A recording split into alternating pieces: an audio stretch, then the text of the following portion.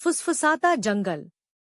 घने और प्राचीन जंगल के बीच, जहां पेड़ हवा को रहस्यमय कहानियां सुनाते थे और नदियां पत्थरों को लोरी गाकर सुलाती थीं, वहां एक अनोखी दुनिया बसी थी, फुसफुसाता जंगल। यह एक ऐसा स्थान था जहां जानवरों का राज था और प्रकृति में जादू बहता था।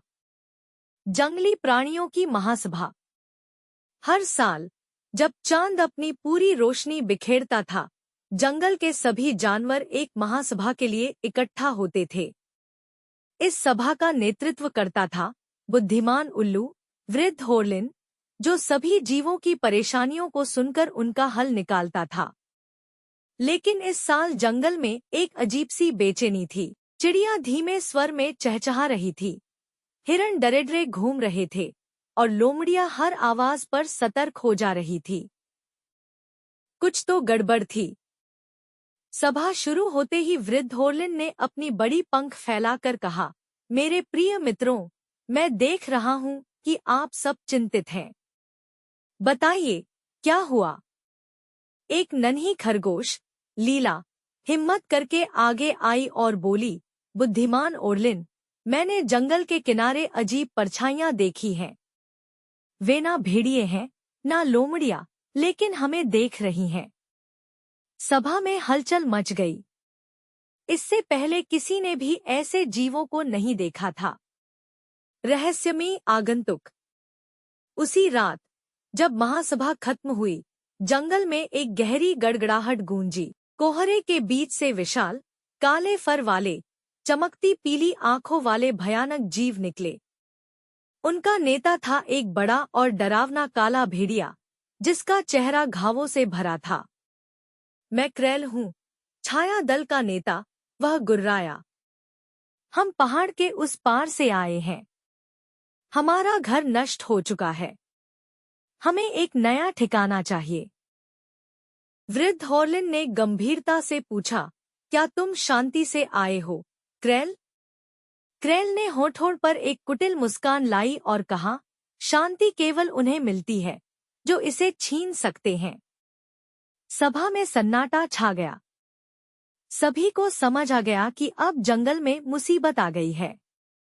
बंटता हुआ जंगल। अगले कुछ हफ्तों में जंगल में अशांति फैल गई। छाया दल के भेड़िए कहीं भी शिकार करने लगे, छोटे जानवरों को उनके घरों से भगाने लगे और जंगल का संतुलन बिगड़ने लगा। एक शक्तिशाली हिरण, रोवन, सभा में खड़ा हुआ और गरजते हुए कहा, हमें इन घुसपैठियों को खदेड़ देना चाहिए। यह हमारा जंगल है। लेकिन वृद्ध कछुआ, तावी, ने धीरे से कहा, हिंसा से केवल हिंसा जन्म लेती है। शायद कोई और रास्ता हो सकता है। तभी छोटी खरगोश लीला फिर बोली, अगर हम जान सके कि उनका घर क्यों नष्ट हुआ, तो शायद हम उनकी मदद कर सकें। वृद्ध होर्लिन ने सिर हिलाया, यह एक समझदारी भरा विचार है। इसलिए लीला, रोवन और तावी पहाड़ के पार जाने के लिए निकल पड़े, यह जानने की छाया दल का घर क्यों उजड़ गया। बंजर भूमि की सच्चाई।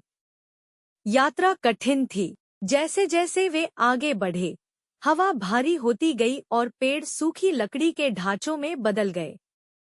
जब वे वहां पहुंचे, जहां कभी हरी भरी भूमि थी, तो उन्होंने देखा कि अब वहां सिर्फ फटी हुई धरती और जहरीले पानी के तालाब थे।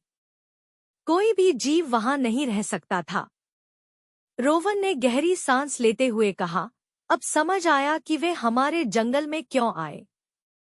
वे तुरंत वापस लौटे और सभा में अपनी कहानी सुनाई। वृद्ध होर्लिन ने गंभीरता से कहा, छाया दल का व्यवहार कठोर है, लेकिन उनकी तकलीफ असली है। हमें कोई समाधान खोजना होगा। लेकिन क्रेल गुस्से से भड़क उठा, केवल ताकतवर ही जिंदा रह सकते हैं। वह दहाड़ा, महान चुनौती। समस्या को हल करने के लिए एक प्रतियोगिता रखी गई। क्रेल और रोवन के बीच दौड़ होगी। अगर रोवन जीतता तो छाया दल को जंगल के नियम सीखने होते, लेकिन अगर क्रेल जीतता तो वह जंगल पर राज करेगा। दौड़ शुरू हुई। क्रेल बिजली की तरह भागा, लेकिन उसने जंगल की परवाह नहीं की। उसने झाड़ियों को रौंद डाला, पक्षियों को उड़ा दिया और रास्ते के पेड़ों को तोड़ दिया।